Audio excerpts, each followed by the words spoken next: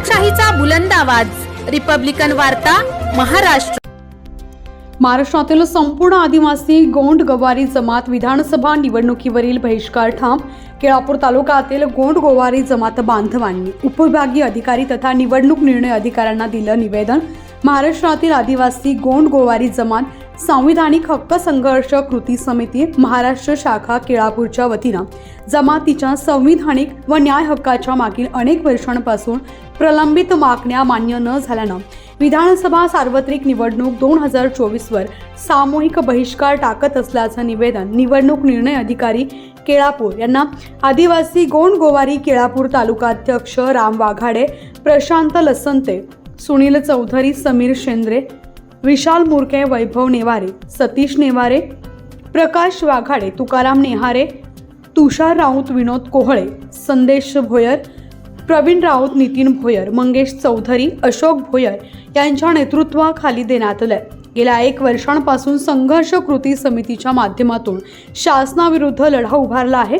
त्या अंतर्गत विधानसभेवरील भव्य मोर्चा 17 दिवस पुन्हा 13 दिवस असे 2 टप्प्यात आमरण उपोषण, रिझर्व्ह बँक ऑफ इंडिया चौक नागपूर येथील रास्ता रोको आंदोलन, 4 सप्टेंबर 2024 ला संविधान चौक नागपूर येथील ठिय्या आंदोलन व दिनांक 27 सप्टेंबर 2024 चा आयुक्तालय नागपूर येथील भव्य मोर्चा असं लोकशाही मार्गाने अनेक ऐतिहासिक व भव्य आंदोलन केलं।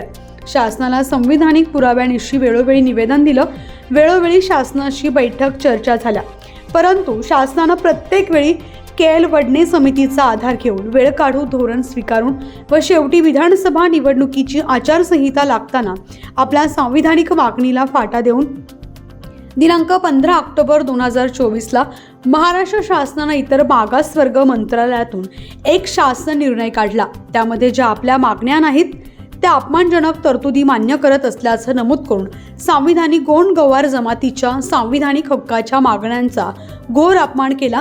आंदोलन सुरू करताना शासनानं जर आपल्याला रास्त व कायदेशीर मागण्या मान्य न केल्यास येणाऱ्या विधानसभा निवडणूक 2024 वर महाराष्ट्रातील संविधानिक गोंड गोवारी जमात सामूहिक बहिष्कार टाकणार असं वेगवेगळ्या निवेदनाद्वारे शासनाला इशारा देऊनही विधानसभा निवडणुकीची आदर्श आचारसंहिता लागेपर्यंत शासनानं आमची 24 एप्रिल 1985 च्या शासन निर्णयातील गोंड गोवारी जमातीची चुकीची व असंविधानिक माहिती मान्य सुप्रीम कोर्टाच्या सिव्हिल अपील क्रमांक 4096 दिनांक 18 डिसेंबर 2020 निकालातील मुद्दा क्रमांक 83 मध्ये नमूद national series volume 3 anthropological survey of India the scheduled tribe मधील संस्कृतीप्रमाणे तसेच इथेनोग्राफिक्स नोट्स आणि शेड्यूल्ड ट्राईब 1961 नुसार दुरुस्ती करण्याची आणि गोंड गोवार या अनुसूचित जमाती करता लावलेलं असंविधानिक क्षेत्रबंधन हटवण्यात यावं ही एकमेव मागणी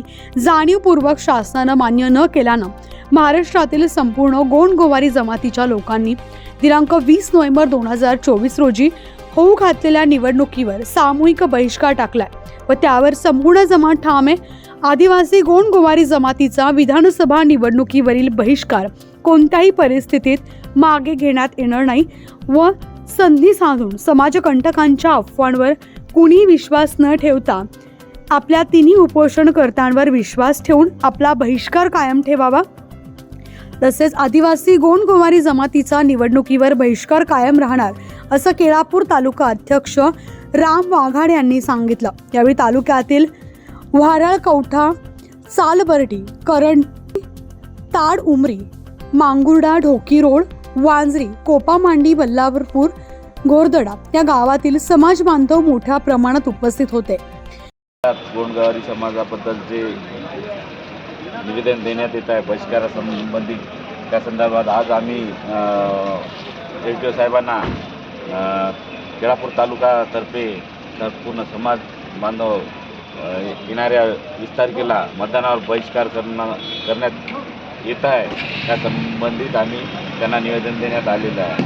आमची जी मागणी आहे संविधानिक मागणी 1985 GR ची दुरुस्ती करून नवीन GR काढणे या संबंधात सरकार कामचुकारपणा करत आहे।